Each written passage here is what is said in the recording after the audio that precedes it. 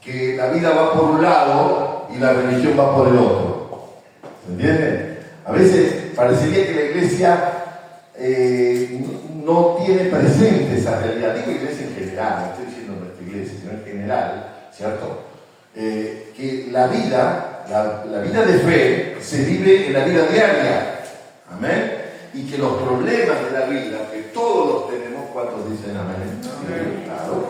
Las crisis, las circunstancias, todos las tenemos. Las circunstancias sociales mayores, que no podemos hacer mucho nosotros, o por lo menos si podemos hacer muy poco, lo que podemos hacer, ¿sí? Este es un año electoral, por ejemplo, cosas que podemos hacer, que nos trascienden, nos pasa, ¿sí?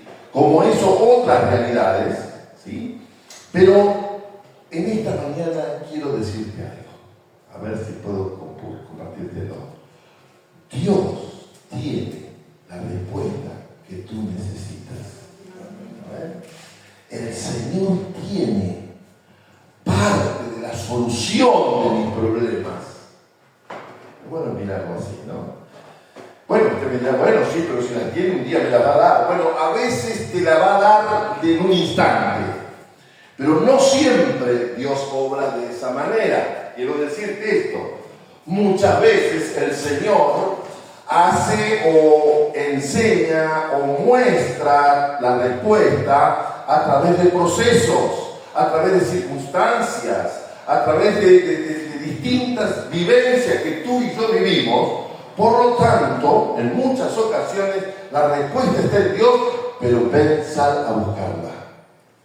¿Amén? La respuesta está en Dios, pero tú tienes que salir a buscarla. No es que te la va a traer a tu casa como Mercado Libre, que te trae las cosas todo el tiempo, ¿verdad? El Señor muchas veces dice, bueno, ahora Walter, salí a buscar esa situación, esa respuesta que yo tengo preparada para vos. ¿Amén? Claro, a nosotros nos gustaría que siempre nos lo diga Él proféticamente, es decir, que alguien ore por mí, ¿cierto? Está bien, guarda que no estoy contradiciendo ninguna verdad, ninguna cuestión que practicamos, ¿sí? Pero usted preste atención a esto que quiero decirle. Claro, yo quisiera que el Señor me hable, alguien ponga sus manos sobre mí, me hable y me ordene todos los problemas que yo tengo, pero lamentablemente no funciona así. Por lo tanto, ¿sí? Hay una parte que es mía, que me corresponde a mí, que te corresponde a vos, salir a buscar esa solución. Amén. Y esto es lo que quiero compartirte en este día, en este tiempo. La vida está integrada.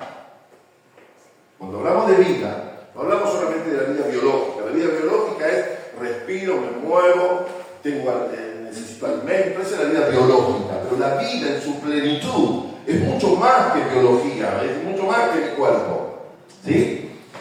Y muchas veces no nos damos cuenta de que una partecita chiquitita, voy a decir algo, la economía, por ejemplo, de la vida, ¿no? Porque sabemos que la economía es parte de la vida, ¿sí?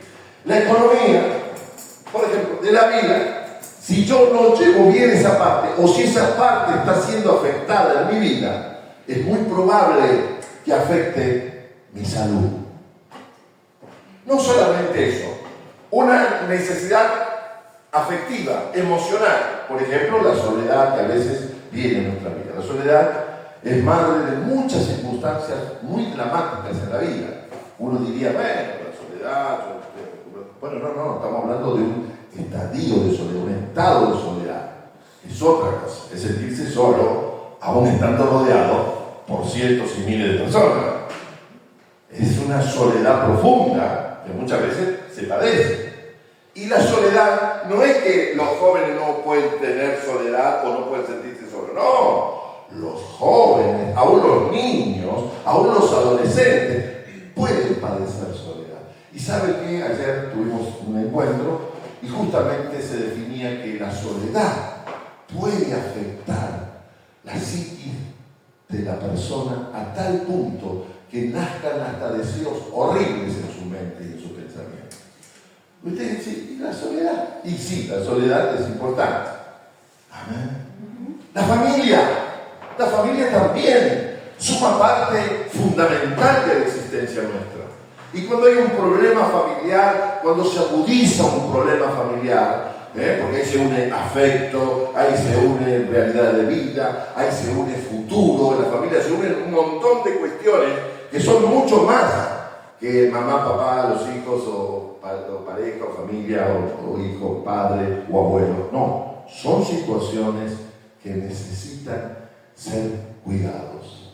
Entonces, como la vida es integral, la vida es integral, no lo olvides esto, por favor, nosotros tenemos que buscar una respuesta integral. ¿Cuánto dicen? Y Dios, nuestro Padre, por eso me encanta el Padre Nuestro, porque el Padre Nuestro nos enseña que el Señor está preocupado por todas esas necesidades que tú y yo tenemos. La necesidad puede ser afectiva, la necesidad puede ser por situaciones traumáticas que tienen que ser sanadas, la necesidad puede ser por necesidad porque no tengo trabajo, no tengo fuente laboral. Bueno, hay montones de realidades que hacen a la vida, pero están como abrocoladas, ¿no? Y hay que resolverlas. Por eso no es fácil. Por eso cuando vienes a la iglesia, esto lo decimos como pastores, como personas que nos preocupamos realmente, nosotros oramos porque yo quisiera que usted salga de la iglesia, no solamente con una fe que toque los cielos, ¿sí?, sino quisiera que salgas con equipamiento, con recursos espirituales para enfrentar tu vida. Porque el Dios de la vida está contigo. Amén. Y tiene esa respuesta para tu vida. Gloria a Dios por esto.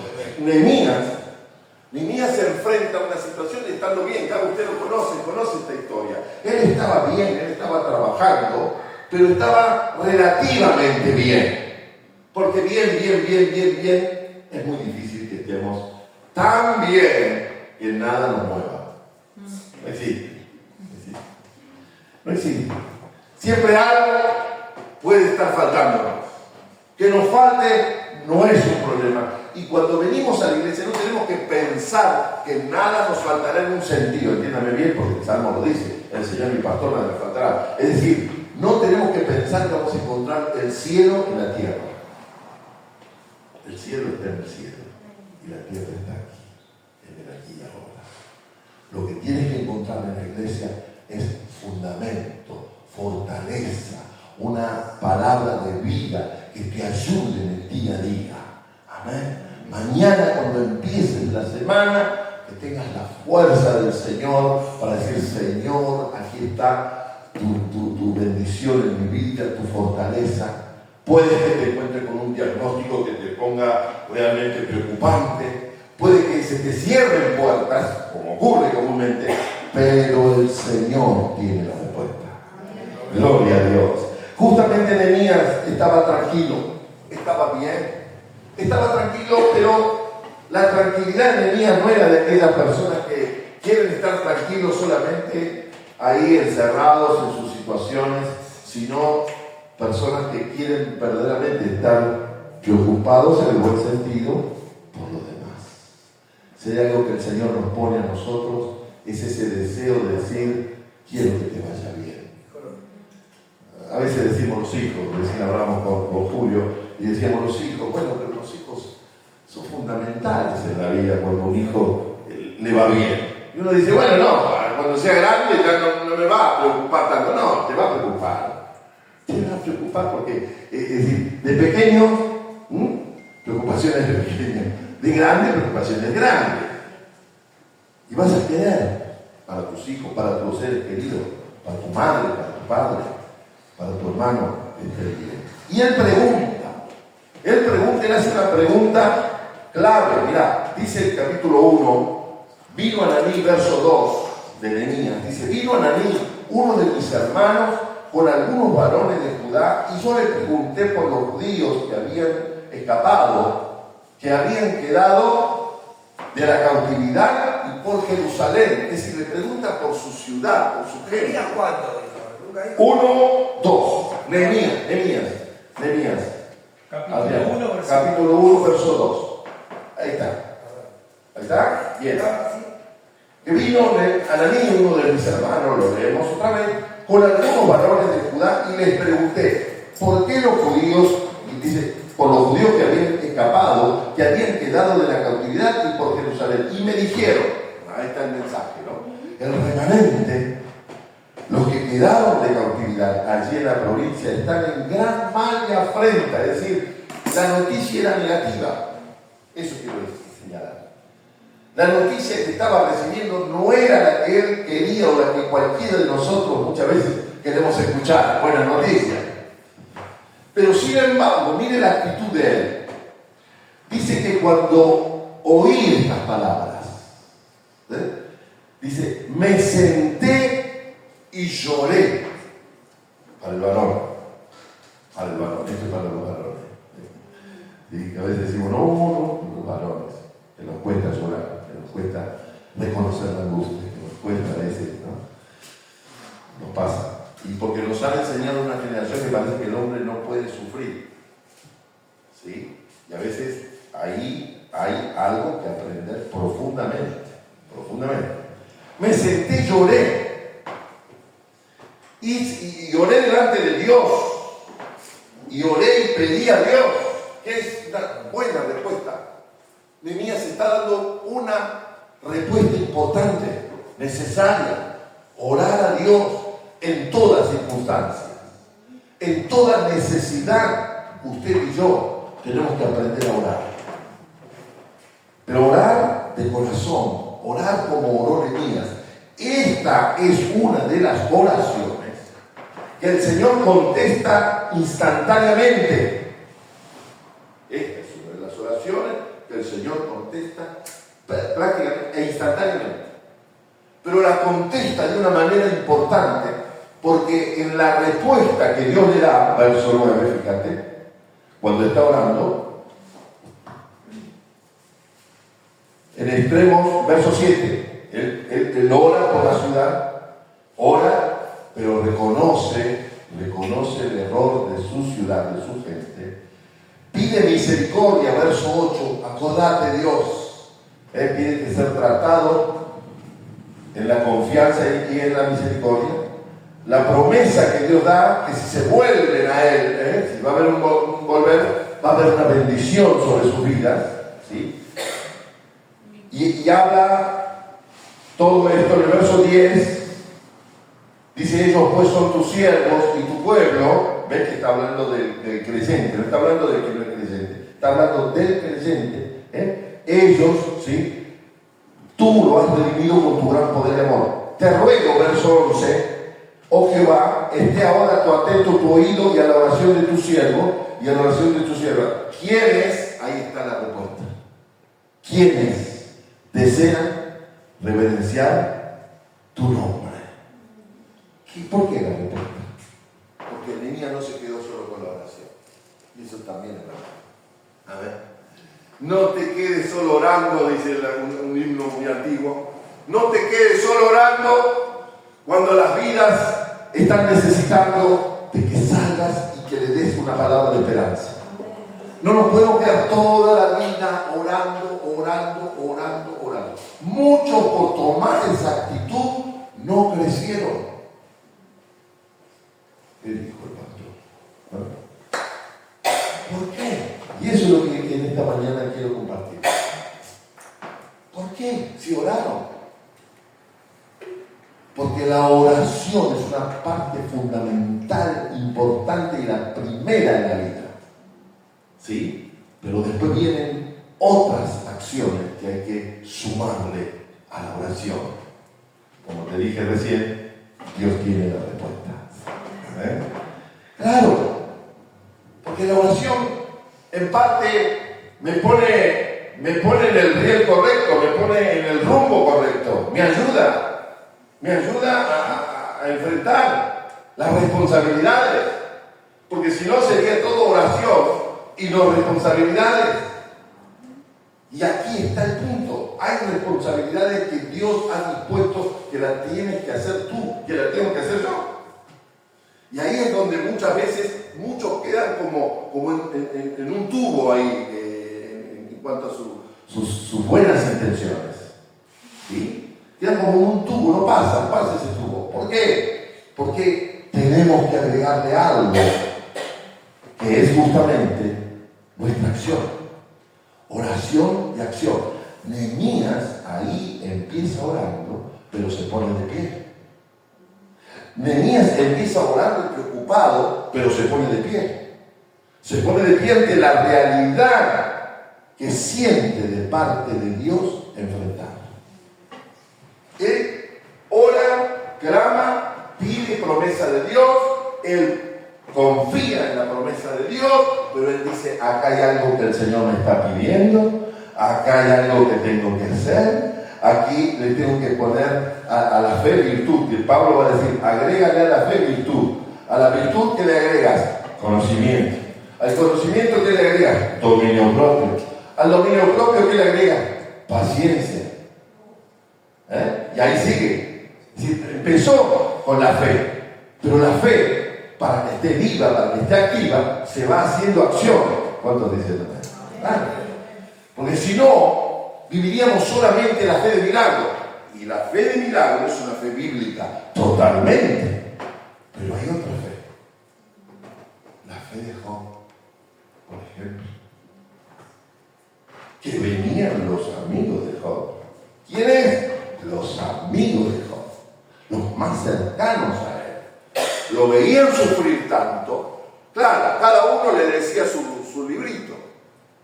Pero en su librito lo estaban desenfocando a él. ¿Sabe cuál fue la actitud de Job? Y llegó a decirlo, Llegó a decirlo porque los amigos, en vez de ayudarlo, ¿qué dije? Lo confundían. Y lo querían hacer, de alguna manera, abandonar la fe auténtica en Dios. Cuidado con los amigos, que a veces, muchas veces, te van a tener que, te van a arrastrar. Pero ¿sabe lo que dijo Job? Job dijo así, cuando los amigos le dijeron, ya está. Bueno, tenemos el caso de que la misma esposa, y a veces pasa al revés, no se sonríen los varones, pero ¿qué le dijo? Deja de confiar en Dios, deja de creer que Dios te va a dar toda la respuesta, deja. No. Pero a los amigos, Job, ¿sabe lo que le dijo? Aunque él me matare, en él esperaré.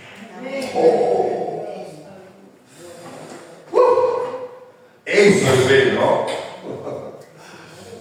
Porque Job había aprendido a preguntarle al Señor y había aprendido a buscar en Dios la respuesta. Diga conmigo, el Señor, dígalo, el Señor tiene mis respuestas. El Señor tiene mis salidas. Job aprendió a dialogar con Dios. Y eso también es fe. Eso también es fe. No es solamente fe creer que el milagro ocurre y ya. Por supuesto que es fe. Por supuesto.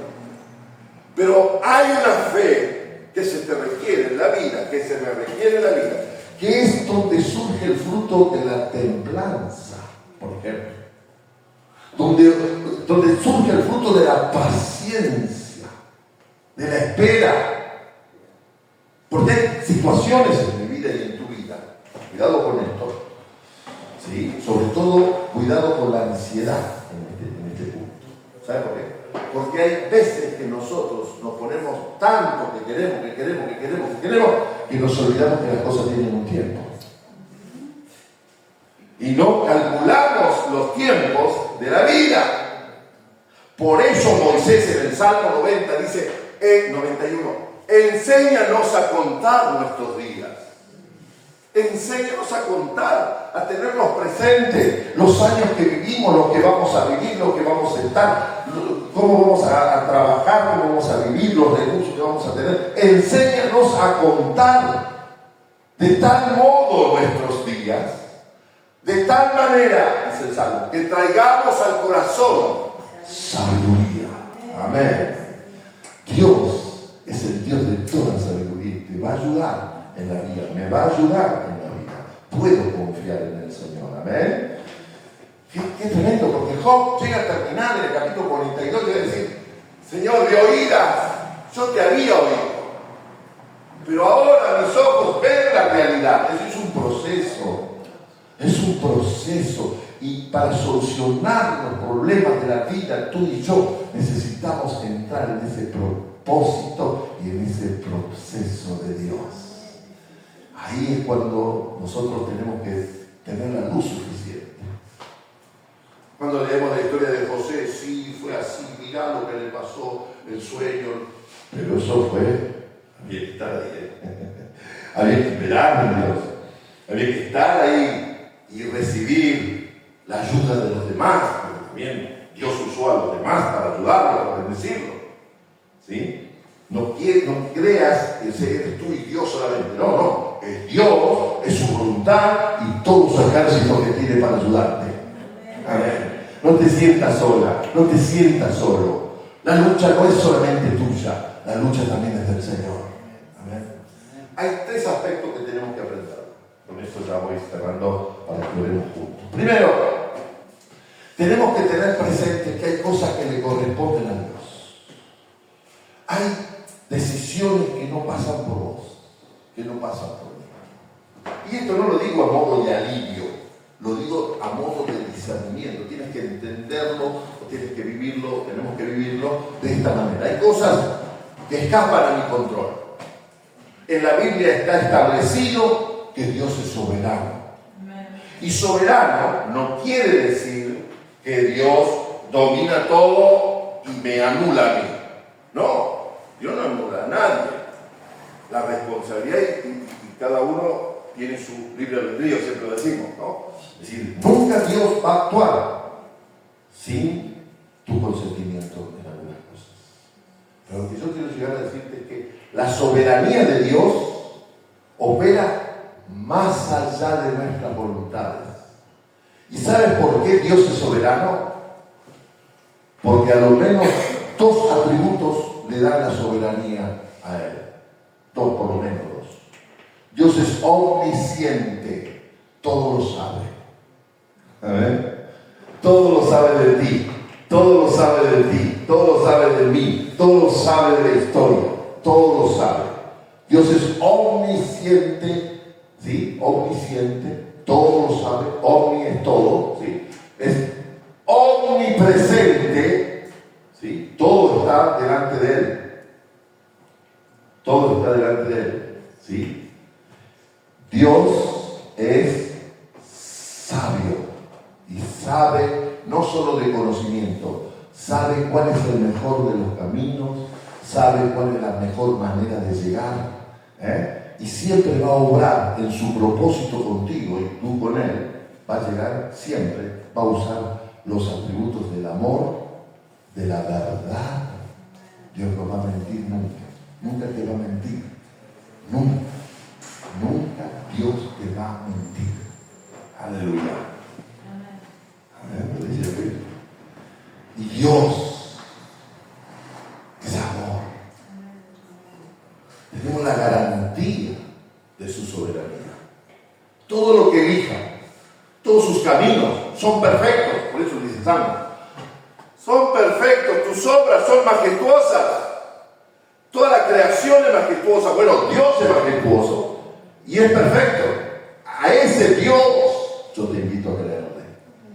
A ese Dios tú le entregas tu vida, tu tiempo. A ese Dios soberano. Amén. También está la realidad de la responsabilidad de cada uno de nosotros. Eso es otro aspecto. Es otro aspecto. Recién hablamos de la soberanía. Dios soberano. Y hay responsabilidades, como dije hace un ratito, que son nuestras. Que las tengo que hacer yo, que las tienes que hacer tú. Parece tan sencillo, pero es tan complejo, ¿no? Entonces, ¿qué quiere decir, pastor? Que, bueno, si yo no la hago, ¿qué va a pasar? Y bueno, va a pasar que quizás no te va a llegar. Por ejemplo, si tengo que ir al médico, no le puedo decir, ir al médico por mí. ¿Cierto? No le puedes decir a alguien, anda al médico por mí. No podés. Tenés que ir vos. Bueno, hay cosas que son más de ir cada uno de ustedes. Cada uno de cada uno. ¿Sí? Y es mi responsabilidad. Es más, el Señor me la dice, me la dice. Ahora, cuando Él te trata a vos y me trata a mí, no me trata sin ese conocimiento. Yo cuando veo como Dios lo trató a Jonás, que Jonás eligió irse para otro lado, ¿sí? Y Jonás de alguna manera paga el pasaje y se va para otro lado. Dios le dice para allá y él se va para allá. Bueno, sufre consecuencia Jonás. Por más que Dios sea muy bueno, tiene que enfrentar esas realidades, sus responsabilidades y su siembra y su cosecha. Por decirlo, sí, a ver, entiéndame, yo soy de aquellos que creen que aún el Señor en estos actos de siembra y cosecha, Él es misericordioso. Porque si tendríamos que sembrar cosechar muchas veces lo que sembramos, ¿no? A veces estamos siempre en desventaja. Pero sin embargo, la misericordia de Dios es tan grande y el amor de Dios es tan grande. Entonces, ¿cómo tengo que actuar, pastor? A ver, ¿cómo tengo que enfrentar las situaciones? Yo quiero ir a buscar las soluciones en mi vida con piedad. Y ahí me puse a estudiar la definición de piedad. ¿Qué es piedad? ¿Qué es la piedad? Macarena la otra vez leyó sobre la santificación, ¿no? Santificados en el Señor. Bueno, ¿la piedad qué es? ¿Qué es la piedad, pastor? La piedad es usada en la Biblia muchas veces, porque habla de la actitud de la persona, ¿sí?, que comparte su vida con Dios. Dios y ella, esa persona piadosa, ¿sí?, hace su vida en base a un Dios que interviene permanentemente en su vida. ¿Sí? Viene de la palabra piedad, piadoso de piedad. ¿Sí? ¿Quién es esa persona? Es esa persona que busca a Dios, aunque sabe de sus responsabilidades. ¿Sí? Sabe que hay partes que le corresponden a esta persona. Pero la persona piadosa pone aún esas responsabilidades bajo el fluir del mover del Espíritu de Dios. Entonces la persona piadosa sabe que se equivoca, porque no es piadoso porque es santo, no, santo perfecto, ¿no? Es santo apartado, porque él aparta su vida. Él dice, mi vida es sagrada, mi vida vale mucho, mi vida es importante, yo pongo mi vida bajo la autoridad y la comunión con Dios. Generalmente esa persona es temerosa de Dios, respeta a Dios, por eso es piadosa, tiene temor santo de Dios. A ver, no hace de la vida, esta la hace taquito, aquella, no, es humilde. El piadoso es humilde. No puede ser no humilde un piadoso, porque no entraría en el perfil. Si te vas a acercar a Dios, necesitas humildad. Lo contrario es cuando te alejas de Él, ¿o no? El piadoso, por ejemplo, sabe que se equivoca, sabe que no es perfecto y sabe que va a fallar. Tiene ya de por cierto esa realidad, pero sin embargo, sabe pedir perdón. Amén. Sabe pedir perdón. Sabe cuando se equivocó. ¿Por qué? Porque es sensible a la voz de Dios. La piedad da una sensibilidad a la guía de Dios en su vida. No es que la sabe toda. No es que Dios lo va a tratar como favorito y a los otros sí, a él no. No. Él sabe que su Dios es justo. Él sabe que su Dios es bueno, pero es justo. Y así como defiende a él, lo va a defender a otro. Entonces tiene respeto por el otro. Ese es el piadoso. Y hay algo maravilloso en esto. Sabe que se equivoca, pero ora a Dios para cuando se equivocó. Y le dice, iluminame Dios. Mostrame en este conflicto que tengo, en este proceso que la vida me ha presentado. Mostrame dónde me equivoqué. Qué lindo es esto, qué importante es esto. Vamos, con esto terminamos. Vamos al Salmo 25 y ahí veamos brevemente. No quiero llenarte de tantas palabras en el sentido de que quiero que entiendas bien a dónde quiero llegar con esta palabra que el Señor ha puesto en mi corazón. Veamos el Salmo 25, que ahí se nos va a enseñar cómo piensa el piadoso. Por eso yo creo que tenemos que buscar este camino. Muéstrame el verso 4. A ver, alguien que lo lea fuerte, ahí en la banca fuerte, ¿ver? Muéstrame, oh Jehová, tus caminos, enséñame tus sendas, encamíname en tu verdad y enséñame, porque tú eres el Dios de mi salvación. En ti he esperado. Amén. Hermoso. A ver, vamos otra vez. Mostrame, oh Señor, ¿qué cosa? Tus caminos. Hay caminos que tenemos que andar, que son sus caminos. Amén. Dice, enséñame. El piadoso es humilde. Quiere aprender. No importa los años que tengas, siempre podemos aprender algo nuevo. Amén. Siempre. Dice, encamíname. Ahí ya es como decir, Señor, puede que yo esté pensando o he aprendido cosas que no están bien con tu verdad. ¿Sí? Encamíname en tu verdad y enséñame. Mirad qué Dios tiene Él. Porque tú eres el Dios de mi salvación. Gloria a Dios. Tú eres el Dios de mi salvación. Puedes decirlo en este tiempo, en estos días. Señor, tú eres el Dios de mi salvación en esta situación, en este problemita, en este problemón, en esta gran circunstancia que estoy viviendo. Vengo aquí y te declaro mi salvación. Amén. Dice, en ti he esperado. Es decir, estaba confiado el salmista, estaba esperando. Acuérdate, oh Jehová, de tus piedades. Ahí le pide a Dios que sea piadoso con él. ¿Sí? Y de tus misericordias. El piadoso siempre va a buscar la misericordia de Dios. Aunque sea una persona que hace las cosas bien, va a decir, yo estoy aquí por la misericordia de Dios. El evangelista Carlos Aragón, te digo esto ahora, entre paréntesis, cada vez que ora, y ora por miles de personas, ¿sabe cómo él comienza? Piedad, Dios, ten piedad.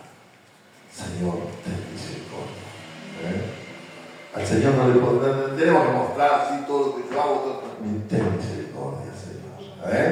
Acuérdate, oh Jehová, de tus piedades y de tu misericordia que son, dígalo conmigo, perpetuas. Diga conmigo, son perpetuas. Son para siempre. Puede estar pasando un mal momento, pero la misericordia del Señor son perpetuas, son para siempre. De los pecados de mi juventud, mire cómo lo está haciendo una persona de edad, ¿no? Pero mire, de los pecados de mi juventud y de mis rebeliones. ¿Qué dice? No te acuerdes, por favor, Señor. Él lo expresa así. Conforme a tu misericordia, acuérdate de mí. Ah, qué hermoso leerlo en esta semana. Por tu bondad, oh Dios, es que te lo pido. Mirad lo que dice el verso 8. Bueno y recto es el Señor, por tanto, Él enseñará a quiénes. ¿A quiénes? A ver, estaban distraídos, a los pecadores. ¿A quién? Ahí como dice, a ver cómo dice. Vamos. Enseñar pecadores el camino. Vamos a decirlo otra vez. Bueno y recto es el Señor, por tanto, Él enseñará a los pecadores el camino. ¿Viste? ¿Qué dijo? Me voy a meter acá. ¿Qué dijo? Que Él va a enderezar, va a enseñar al desviado, al que se desvió, al pecador. ¿Qué le va a enseñar? Sus caminos. Gloria a Dios, qué Dios maravilloso. Qué Dios maravilloso. Permite que me equivoque. Permite que yo no sea perfecto y que cometa errores, pero así todo puedo orar y confiarle a Él, que me va a enseñar a andar en sus caminos. Gloria a Dios. Qué maravilloso. Qué misericordia, qué bondad. Encaminará a los humildes por el juicio. Aquí quiere decir que Dios le va a dar victoria al que es humilde de corazón. ¿Amén? Lo va a ayudar en el juicio, es decir, el momento donde está ahí ante el tribunal. Lo va a ayudar al humilde por el juicio. Y enseñará a los mansos. ¿A quiénes? A los mansos. A veces de los piadosos. ¿Sí? La gente dice, este es un ingenuo. Este es un ingenuo. No sabe. A veces dice, este es un débil. El que está en la iglesia es un débil. El que viene a buscar a Dios dice, es un débil. A veces están esos. O a veces dice, este es un temeroso. Va a la iglesia porque tiene mucho miedo. Dice la cosa. Pero a ver, están los que se burlan y ridiculizan a los piadosos. Pero sin embargo, Dios los favorece. Amén. Dios los favorece. Y ellos son personas que se fortalecen para enfrentar la vida. Amén. Gloria a Dios. Fíjate vos. Entonces dice, encaminarás a los humildes por el juicio y enseñarás a los mansos su carrera. Todas las sendas de Jehová son misericordia y verdad para los que guardan su pacto y su testimonio. Por amor a tu nombre, oh Señor, perdonarás también mi pecado. Mira cómo mira el piadoso sus errores. Esto es bueno. ¿Cómo mira? Perdonará también mi pecado, que es grande.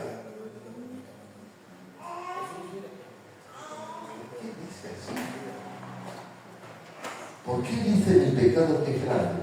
Porque en la medida que te humillas delante de Dios y reconoces tus errores, te das cuenta que son grandes. Y que Dios tiene el amor suficiente para perdonarnos y limpiarnos. ¿Quién es el hombre que teme a Jehová? Él le enseñará el camino que ha de escoger. ¿Viste esa pregunta? ¿Quién es el hombre que teme a Jehová? ¿Quién es la mujer que teme al Señor? Él, Dios, le enseñará el camino que debe andar.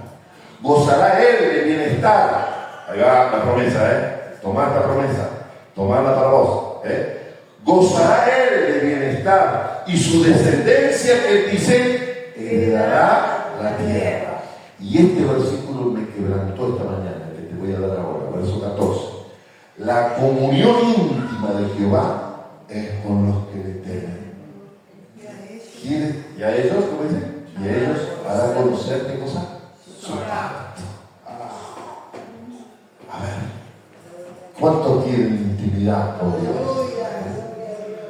Usted sabe que la intimidad con Dios enriquece la vida. Bueno, ¿a quiénes? A los que le temen. El Señor dice, este me va a oír.